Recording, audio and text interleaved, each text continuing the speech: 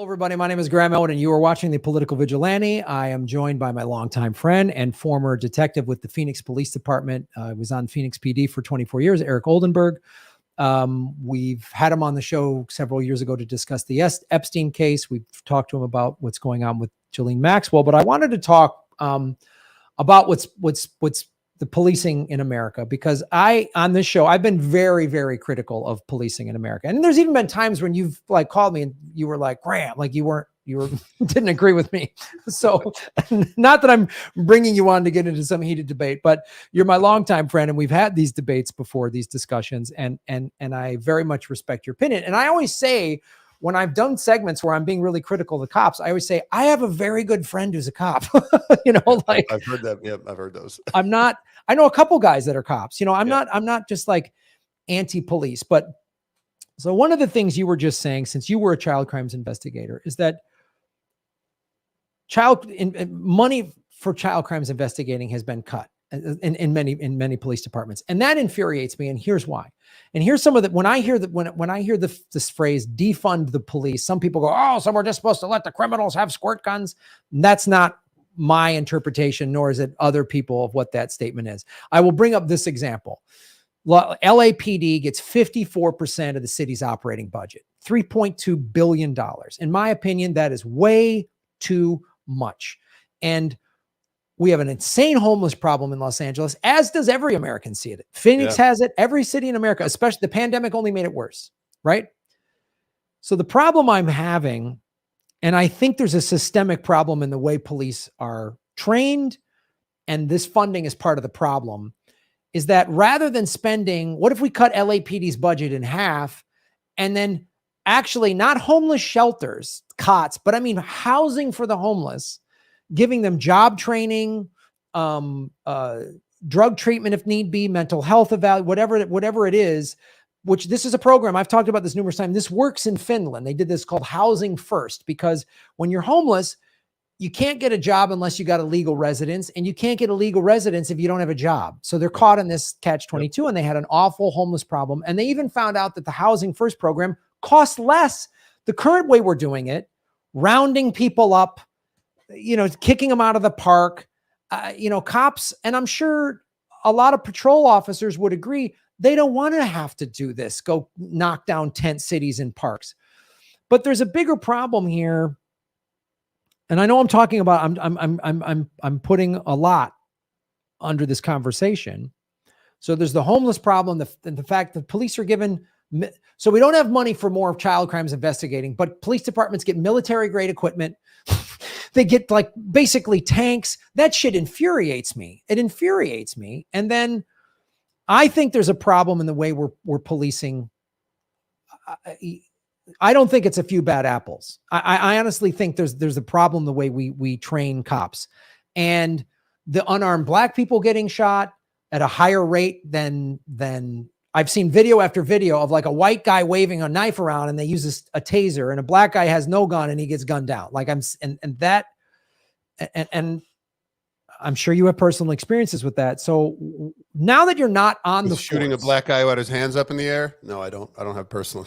No, okay, you're right. I didn't mean to make that. No, I'm trying to add a little levity. You're getting pretty heavy here, man. I know it is pretty heavy. But I mean, you see, the Uvalde cops sat and did nothing while the one go that infuriates me. You guys were trained with body armor and let one untrained shooter. Then there's all of the videos that came out during the George Floyd protests of cops abusing their power. I was at several protests that were peaceful until the cops came in way too tough, way too hard. I had a cop get the fuck out of the way. I mean, they overreact. Their first reaction is force. Their de-escalation tactics are we're going to use tear gas instead of bullets. I don't know. So I'm very critical of the policing in this country, but I want to hear your view on this, because obviously there's stuff we might not agree on, and I know I just laid a whole, I'm sort of just indicted the entire police community. What do you think, Eric? What do you think about that? All cops are bad. Go. Racist. It's not just a couple, but you're a bad apple too. Well, let me clarify this first of all. Graham didn't mention this. I'm a former detective with the Phoenix Police Department. I did retire honorably, so let's make sure we have that. Yeah, I'm not one of those. I hope you were kicked off. Oddly enough, the only thing I ever got in trouble for on the department was my mouth. So, and I'm sure you can you understand that, Graham. Before you answer, let me just put this caveat in there too, because I know I just said a bunch of. Yeah. One of my things in the terms of the defunding of the police, and cops are trained to just come in like a hammer, is there should be more funding for what your job was, right? Like actual police work, like preventing child exploitation films, solving murders, domestic violence. Like that is what police work should be, rather than like having to deal with traffic stops and all this other stuff where we're bringing a hammer to a situation that with styrofoam. So I wanted to, that's my thinking on how cops should be. I'm not like get rid of the cops and just let, people defend themselves or whatever, but go ahead. One of the things is one of the important points is that when people say things like defund the police and get rid of the police, most of the public, the only interaction they have with the police department is they had a bad day. Like you told me a story a while ago where you were crossing a street somewhere and a cop was giving you shit and unnecessarily being unnecessarily rough with you. The problem is everybody thinks everybody's perspective, or not everybody's, but most people's perspectives are that one or two interactions they had with the cop had a bad day or treated him like shit, and it's easy to be treated like shit and treated poorly when you're already angry and on the defensive. Why did I get pulled over? It's to have that mindset. We're already starting there. But the broader thing that people need to realize is that when you say things, because I know what's happening right now with I know what the Phoenix Police Department is doing to try to catch up, and other agencies are trying to catch up, because what has happened with that rhetoric is nobody wants to do the job anymore, because it's like, why would I go out there and risk my life? So perfect example. There's a woman, I can't remember her name. She had been a 20-year police officer, got in an altercation with a guy and accidentally pulled her weapon and not her taser and shot him when she meant to tase him. It was an officer in the Midwest somewhere. Went to tase, wanted to tase him. That was the idea, but what shot him by accident and killed him. Well, she was convicted of murder. And this woman had a 20-year career. Barely anything crazy ever happened. She wasn't involved in enough stressful situations to be cognizant of what's happening. And a lot of times when you're in a stressful situation, you make a mistake. And that woman made a mistake. And there's video after video after video on YouTube of people doing exactly that. Grabbing I thought it was my this. I thought it was like, because your brain, you just go back into your training mode. But the problem is that people now, they hear this defund the police, and you hear on the conservative radio and TV about how, this city is a shithole now, and this city's a shithole now. It's Democratic run. It's Democratic run. But the defund the police thing, people don't realize, first of all, every city in the country, I guarantee you, the police budget is far and above any other budget for that city. That's across the board. Cops cost the most amount of money to run a city. There's just no question. Because, water services and garbage disposal, that's all well and good. They don't pay the people as much. There's not as many services. We don't need to have 24-hour groundskeepers, stuff like that. So the police department budget is always going to be the largest budget on any major or any city's books. The problem is a lot of people. So it's like this thing where the perspective is all cops that are out there are these street guys that are assholes, that are, forceful and overdoing it. But there is a whole army of people behind them that are doing really good investigative work, that are doing crimes against children, homicide investigations, fraud. People get defrauded all the time. We don't have the manpower to handle all those. It's like we already don't have enough money. And now people are talking about defund. And I agree with you about with about the militaristic thing. There was a point in the 90s, I think, where something happened and some bill got passed, and all of a sudden all these agencies could get tanks and body armor, and they all look like soldiers now. There is no soft, like most cops now, they wear an outer vest that's even more intimidating than when I was a police officer. My vest was hidden and I just had a belt. Now they got all this shit all over their chest and they got placards everywhere, and they look formidable, and they shouldn't. One of the biggest problems I had when I was an officer was working with people that didn't know how to de-escalate a situation. You mentioned bad de-escalation, and our training is lacking so bad. The amount of hours we train to be in a confrontation with somebody and to deal with aggressive people, it was once a year. We'd go down to the academy for a week, and maybe of that week, 8 hours was scenarios when you had to deal with a crazy person, or you had to deal with a homeless person, or you had to deal with a domestic violence situation. So I agree with some of the pundits that are out there saying that we need to be training. We need to spend more time training than anything else, because it's the police, it's the officer's mindset and not knowing how to handle stress. Because if you put me and you in the exact same super stressful situation, we're both going to react differently. And it's incumbent upon the agencies to basically weed people out at some point. But wait a second, this is an aggressive person. And in one of Malcolm Gladwell's books, he actually talked about how, kind of countered what you said, where it's not a few bad apples, but the studies show that people who get in violent encounters, who have use of force complaints against them, typically have multiple use of force complaints against them. I had a couple use of force complaints against me over the years, but I know guys that were getting use of force complaints monthly. Right. Now that is something that needs to be addressed, and it's not on the department. It's not addressed. I know officers that have in their career have shot and killed 7 people. 7 people. I pulled my weapon a lot of times. I worked in a pretty bad neighborhood, but I never fired. Thank God I never had to fire my weapon at anybody. It's the last thing I would ever want to do. But if you don't think there's people out there that want to do that, and here's what's fucked up. They were perfectly justified based on the circumstances. The rule of law and the guidelines of the department say that action was justifiable. Was it necessary? No. Graham, I have been in probably 20 situations in my career where I would have been justified in firing my weapon at somebody.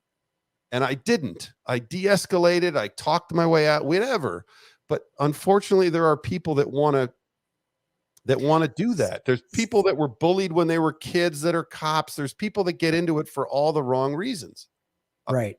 And that's what I'm talking about. That's why I think when I say it's not a few bad apples, I don't mean every force has bad apples. I mean, there's a systemic problem, and it's the one you're speaking of. Yeah. You spend 8 hours a year de-escalating, and how many hours on fighting, on shooting, on the shooting range? Like that's a problem in how cops are trained. Yeah. And here's the thing too, that you have to understand. I worked in the city of Phoenix, large metro, 5th largest city in the country. And I worked 3rd shift in a very bad part of town. I was at least once a shift that I had a confrontation with somebody. It's from some level or not. Okay. Now let's talk about the police officers that work in, I don't know, Middlebury, Illinois, let's say, some place that has 10 cops, 20 cops, maybe. How often do you think they come across confrontation? No, their day is going by and seeing all the people at the store, maybe pulling somebody over for a traffic violation, but they just don't know how to handle a highly stressful situation. So they go for literally years without any confrontation, and then it hits them and they have no idea what to do because the training is lacking. Well, the other problem too, there's 2 other things. So I did a story on how a guy tried to get on the police department, and he had a high IQ, and they kicked him off and said he was too smart because they wanted, oh, he'll defy orders or whatever their thinking was. It went all the way to the Supreme Court, and the Supreme Court said, oh, police departments have the right to deny someone with a high IQ. I think that's a problem. Right there. So you're hiring people, like you say, the guy that was bullied, the dude that wants to, that is like, oh, I can't wait to get a gun. You know what I mean? You've got that. And then you've got this back the badge no matter what. And if you know this as a cop, if you called out any of these guys, you would have taken a ton of shit. And this is, and you see the worst, one of the worst examples is that during the George Floyd protests in Buffalo, there was this old man, 70, frail, I mean, not going to hurt anybody, protesting. He had to sign up. One cop pushed him over. His head started bleeding. And that guy got fired. And when they fired that cop, all these cops walked off the force with him. I'm like, that's a cult. That's psychotic. This guy, I stand in unison with the guy that pushed over an old man. I mean, that's not just unique to, oh, Buffalo was the one crazy police department. That backed the cop no matter what. And I've been in situations where cops are wrong. Yeah. Oh yeah. And they just steamroll over me because the jaywalking thing. Yeah. I'll tell that story right now. I'm in North Hollywood, California. I'm going to see a friend of mine at a play. I park on Lankershim Boulevard, which is a very busy street in North Hollywood. And I look to my right, I look to my left. There's one car 75 yards down there, not coming fast. And I understand the reason for, I understand jaywalking laws. I don't think that is a ridiculous law. I run out in a busy traffic. I get hurt. Somebody screeches. I can cause a whole accident. So I get jaywalking. I get it. And maybe 20 yards down was a crosswalk with the light and everything. So I look right, I look left. I see the car way down there, and I lightly jog across the street. This cop then pulls with a cop car. The guy gets out with his hand on his gun like I just fucking ran out of a bank with a bag of money.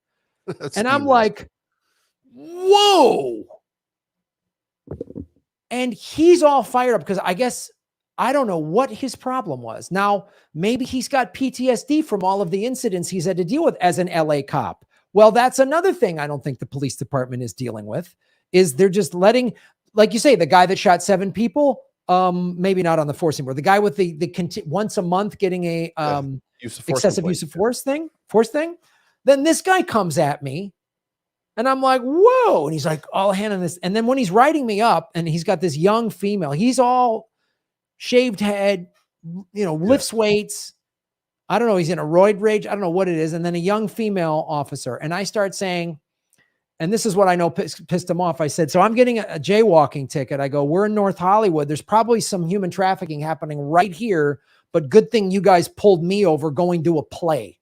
Yeah. And I knew he was pissed off. I knew he was pissed. And I said, really, there's no, you guys aren't doing real police work in Los Angeles. I get if I was in some small town, like you say, in Middlebury, Illinois, they got nothing else to do. Okay.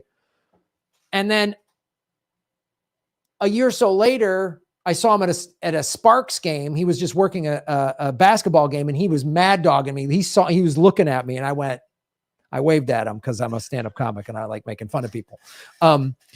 But that really, it terrified me. Yeah. He had a gun. Now, let's say I was black and all my interactions with cops have been negative. Now, I'm a white kid from the suburbs who I've had plenty of positive interactions with police. I've called the police and had them do their jobs, their jobs well.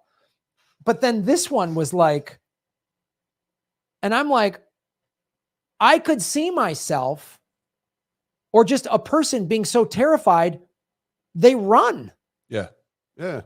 And then what? I get shot in the back for jaywalking and resisting arrest. I mean, so the one thing you gotta, not that you weren't mistreated, but and this goes to anybody listening to this, at any time, if you feel like the police officer is mistreating you, I've done this recently. If you feel like you're being mistreated by the authority, don't act like an asshole then. Don't fuck you, fuck this, fuck that. That's not the time to address it. Wait till the situation is over and then speak to a supervisor. And it's going to be, just like you said, it's going to be a rigmarole. It's going to be a pain in the ass to try to get to somebody to actually do something. But you're right. It's like calling the quarterback because you have a complaint about his best wide receiver. How much is that quarterback going to be on your side, and how much is he going to be on that poor receiver who had a tough day? He just went through all these calls. So, but my problem here is the backing that then I'm going to talk to the supervisor. Why I didn't is my thinking was I'm going to call the supervisor and, oh, you know, these guys play racquetball together. So he's going to, you know, nothing's going to happen. Maybe, but if you don't say anything, it's guaranteed nothing will happen. Because trust me, I've worked for supervisors that the minute a complaint comes in like that, it's being investigated. Because there's a lot of cops that don't feel that way. There is no thin blue line. We need to start. And the good thing that that's coming out of all the George Floyd stuff and all this recent bad press with the police. The good thing is that we are now forced to take a look at ourselves and do a better job of investigating ourselves. I know a guy who just left to go to the Professional Standards Bureau, which is it's internal affairs for the Phoenix Police Department. And he was asked to go there to actually start doing real investigations instead of what had been going on in the past where stuff's getting brushed under the carpet. One of my biggest problems is, I mean, quite honestly, is police unions. I know more people that saved their job that should have been fired unequivocally, but the police union was able to get them through the standard, the post standard, they call it police officer standards of training, get them to keep their certification because of whatever extenuating circumstances, but absolutely should have lost their jobs. And there's no consistency across it either, Graham. That's the problem. There's no, the Phoenix Police Department handles things one way. The Philadelphia Police Department, they handle things another. There's no consistency across the board. Well, one of the things that absolutely needs to be consistent, in my opinion, here is there needs to be public oversight. Cops investigating cops is like, you guys, that's it's like the quarterback investigating the wide receiver. I get it. Or get it. Right. Or the Patriots investigating themselves on if they were stealing signs or whatever. You know what I mean? Exactly. The league outside there needs to be outside public oversight, because if you're going to protect and serve the public and you're getting paid with public tax dollars, then the public needs to come in and go, no, this guy's causing too many problems. Now, I will tell you, before it gets to the point where you lose your job, the Phoenix Police Department, and I'm sure many other agencies do the same thing. They have civilians on a board. They have a disciplinary board, and it has X amount of civilians on there. It needs to have more civilians, but yes, it needs to have civilians from kind of both sides of the spectrum, because there's a lot of pro law enforcement people out there that, they recognize that it's not just cops giving minorities a hard time or shuffling homeless people down the road. There's other very important jobs, that the police can do. But one of the issues that the defund the police narrative caused is retirements are like astronomical right now. People that are already think about it, Graham. Imagine we'll use the football team analogy, and they start shitting all over the football team, and everybody hates this football team now. And these guys that are close to their 5-year retirement, I'm going to collect a check in after my 5 years. They're going to leave. Your top people that have the most experience, the most knowledge, they're going to say, fuck this, and leave, because if the public doesn't give a shit about, why should I? So then you lose your best people. And then on on the flip side of that, nobody wants to come do the job. Who wants to? I mean, looking at the news, defund the police and everything is, the cops fucked this up and they fucked that up and they fucked this up. Who wants to go do that job? Like, who wants to be under that scrutiny? It's so you lose. I don't know. It's just frustrating, but trust me, I get it. I was never one of those cops that was like, no matter what, let's make sure he doesn't get busted or he doesn't get, no.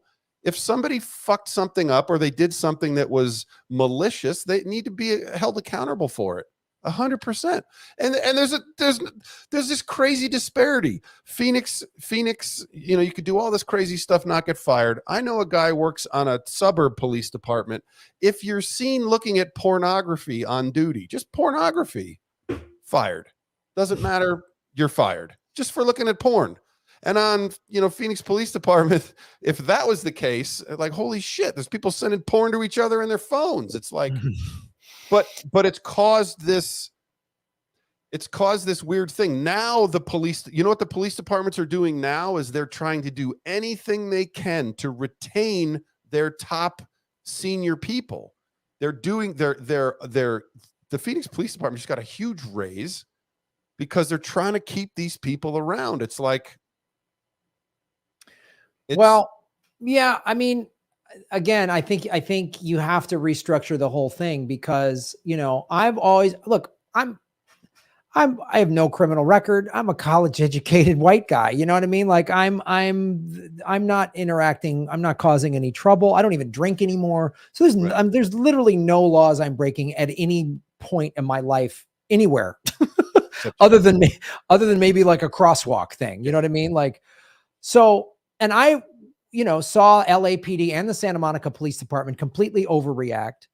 And I see these videos as well. And I was like, I want to go fucking take these cops out. Like, I'm furious watching this shit. And so if I'm feeling that way and I haven't been targeted and harassed my entire life, imagine these other groups who were like, pfft. And then, you know, like, I know people in the press who got tear gassed. I mean, my niece saw cops, you know, federal cops smash windows and then go arrest people for it. You know, I mean, just like crazy stuff. And it's hard to sit here and go, oh, I live in a country with a over militarized fascist police department in just about every city.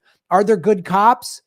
I would flip the script and say, well, yeah, police departments are bad. There's a few good apples in each police department is what I would say. Like, and you being one of them, I know cops that have done good jobs, and there's times I've, you know, seen a legitimate crime happening and I'm like, wow, I'm glad a cop showed up. There's a guy, you know, who just pulled a gun and at the beach and everyone had to run and the cops de-escalated. They didn't gun him down, which was like, wow, they had reason to. And so, but you also have to realize too, Graham, that the incident, now you have some personal perspective, you have some interactions with cops, but you also have to realize that the media, they're not telling the stories of the month that officer went through and did absolutely his job, took care of people, did what he needed to do. And then, but because nobody wants to hear about that, they want to hear about the one time he fucked up under stress and did something terrible. So then you start to build this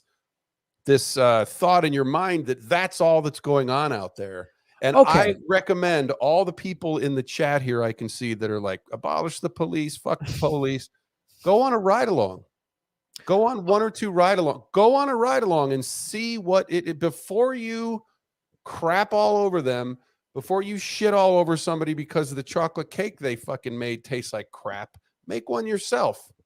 Here's my pushback on that. And that's legitimate. That's legitimate. There's cops doing good stuff. But here's the thing. And this is, I quote, I'm paraphrasing, but this is Chris Rock's joke. You guys, when you have a bad day at work, it's not you made a bad cake. It's somebody dies. Somebody gets shot that shouldn't have. So it's not, you know, I have a bad day at work and I scream at a heckler too much, or I'm a dick to the club, you know, the wait staff or something like that. Nobody died.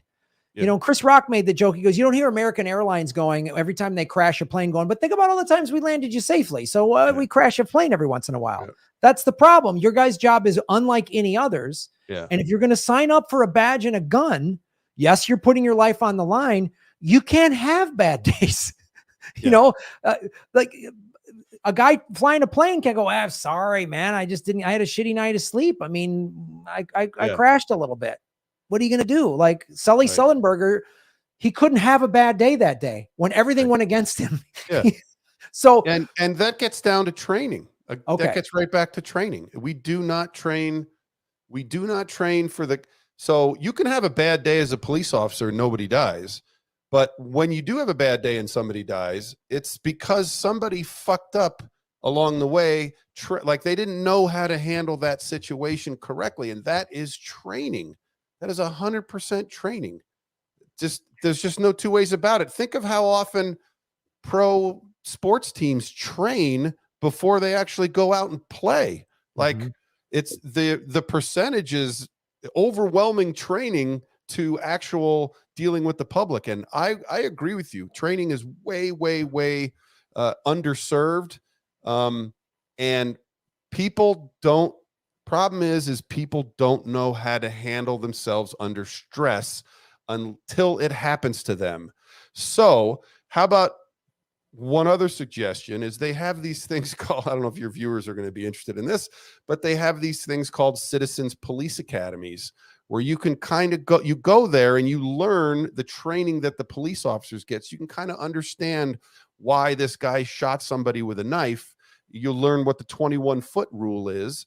And that and it's been scientifically shown, if someone is 21 feet from you and you have a holstered weapon, let's say they have a knife and they're coming at you, if they're closer than 21 feet and they're aiming, I'm going to kill you, I'm going to stab you in your face. If they're closer than 21 feet, you cannot get a round off before they stab you. So people don't realize that. They're like, why'd they shoot that guy with a knife or with a bat or a rock or whatever? Go through and see exactly how they're being trained and what's going on. Okay. But I think that's fair. Here's what I would suggest. So saying people like go to these citizen academies, do a ride along.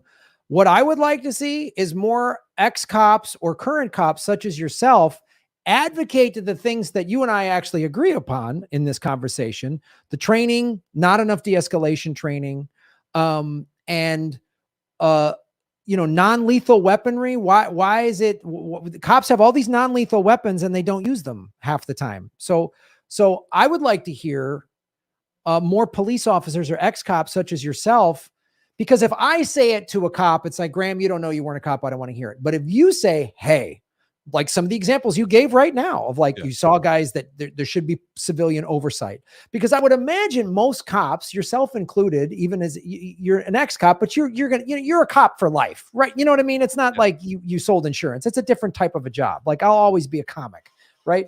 I sell insurance now, Graham, if you need a policy, just I would imagine most cops would want the majority of the public to trust them, of course, and to like them. So I would imagine cops would want to advocate for better training, civilian oversight, demilitarizing these cops, spending more of that militarized money on social programs so cops don't have to be janitors of the park. And imagine if you got pulled over by someone without a badge and a gun. There was just a traffic officer that said, hey, you're going too fast. Here's the court code. You automatically would be like, oh shit. All right. The school crossing guard got me. I'm not like, oh shit. So, you've been on the show I appreciate you spending all this time. So we're going to wrap the show up, but if you want us as civilians to do these things to educate ourselves more, that's fair. Then I think you and other cops need to be more public about the changes that need to be made within the police departments that are going to make Americans feel safer and not hating the cops and not writing all cops are bastards, ACAB all over the place. I saw it I saw it in the chats there. Of course. I saw it spray painted on the wall in Santa Monica when I was in Santa Monica, and the cops focused more on the peaceful protesters and they let downtown Santa Monica. And that got looted. Yeah. And the police chief got fired and the mayor got fired. So I saw it in real time, the poor training, the aggro meathead shit within the police force. I saw all of it in real time, and that was in Santa Monica, this nice little beach town. And then I saw the California National Guard take over the city for a week. So I was like, the last time I saw that much military was when I literally was doing a show in Iraq. So anyway, I really appreciate you hearing this, and I know you're taking some shit in the chat. It's okay. I've taken shit my whole career. It's fine. But a lot of people are making good. I mean, they're making good points. It's not like everyone's here is are just saying fuck you, blah blah blah. But well, I have a smart audience, and I encourage them to be critical thinkers. And it's why the top of this conversation was showing all of the important investigative work the police need to be doing with regard to Maxwell and child exploitation. And that to me is something that's really, really important. And also there's issues that are outside of the police department in terms of like, we need to spend more we're going into a recession, and that's not the police department's fault. That's a country that bails out Wall Street and doesn't give a shit about working class people. If everybody had free healthcare and decent jobs and a $15 minimum wage and all this stuff, there'd be way less crime. You know that. You know how that causes anything. But I really appreciate your time, dude.